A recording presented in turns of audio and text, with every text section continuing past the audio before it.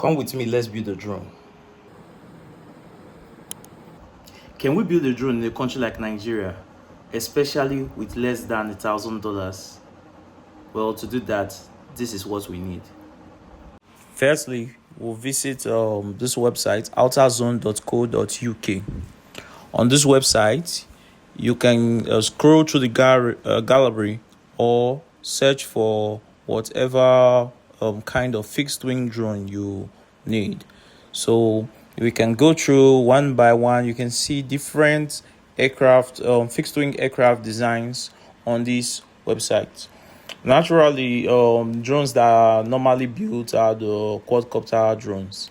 Well, those ones, they are normally built because what is required to build them is much easier than building a fixed wing drone.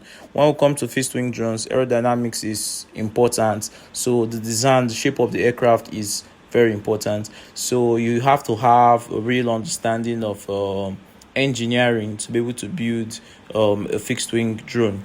Well, so in a simple scenario, or in a simple way, what I can explain about the quadcopter drones is, in order for you to get your quadcopter drone to fly, total weight of the drone, that's the airframe plus the motors, the batteries, the ESC, electronic speed controller, etc., needs to be 1/3 of the thrust being provided by the four motors in the quadcopter drone.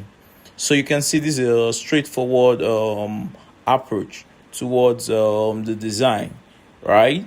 So you just need to keep the weight minimal compared to the thrust. So normally the motors are designed in a way that the weight of the motor is just a very little fraction compared to how much thrust that's being produced by the motors. Also, we have high performance motors, like for example the T motors. So you can search for T motors online, right? You search for T motors, go to their website. They have really good high performance motors.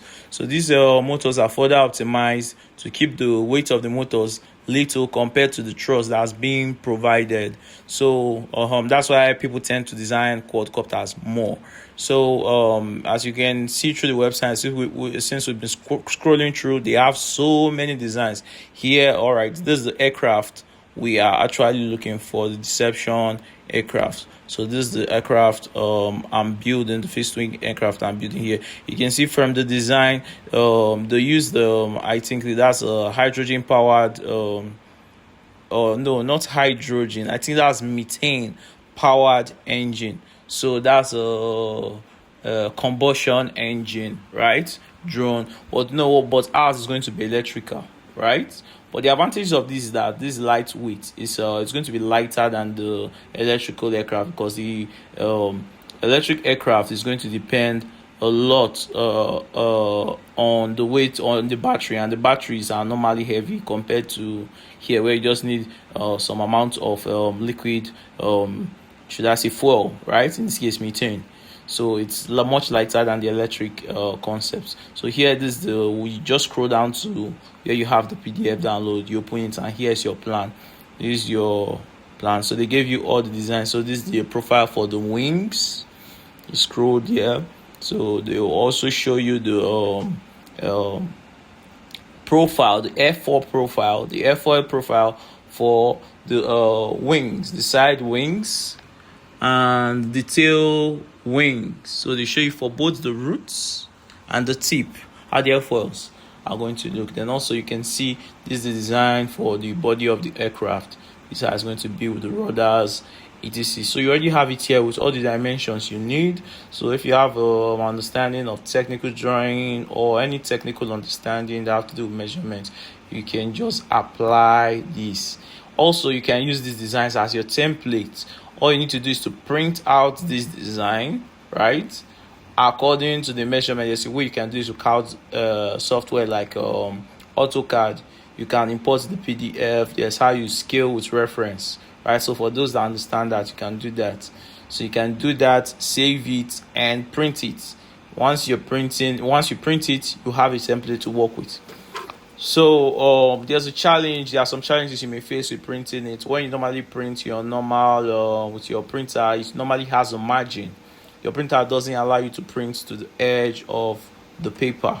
So let's say your design is in A4, right, format.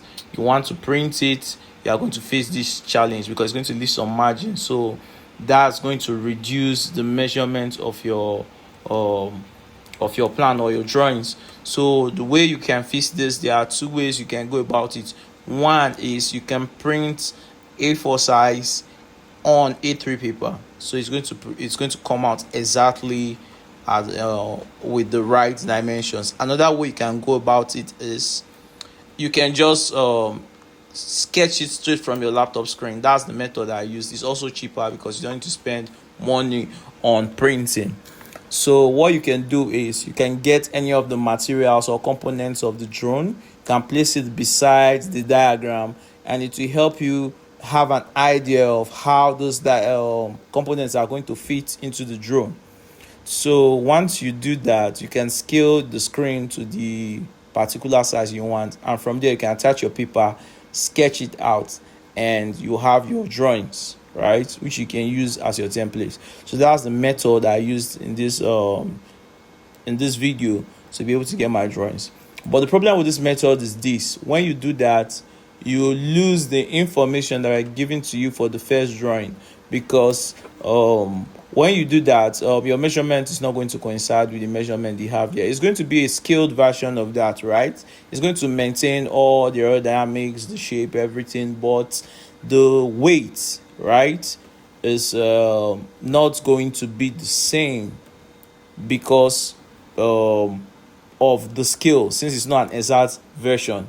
So there are ways to go about this, like using different materials, right? So you can choose different materials to use in different parts in order to still retain the same size with the drawings over there.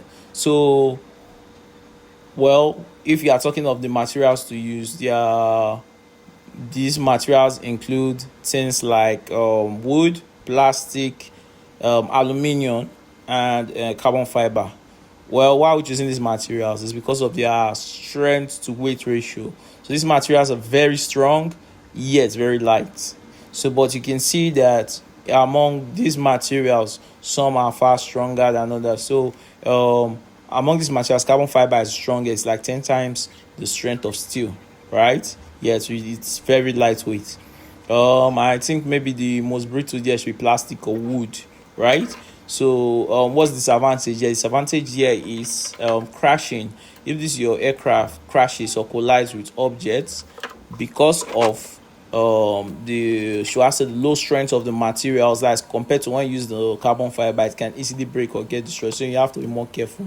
Your aircraft becomes more fragile. But what I'm saying is you can mix up these materials in building your aircraft in order to reduce weight to what you want. So why is weight so important? Well, the weight determines the the kind of components that you are going to use with the aircraft. Also, we are going to look at this area of certification and regulation. Any drone or aircraft below 250 grams does not need any registration for it to fly according to the FAA and other aviation regulatory bodies like around the world. It's like a worldwide standard. So you can build your drone below 250 grams or 250 grams and you don't need any certification. Anything above that, you need some kind of certification. All right.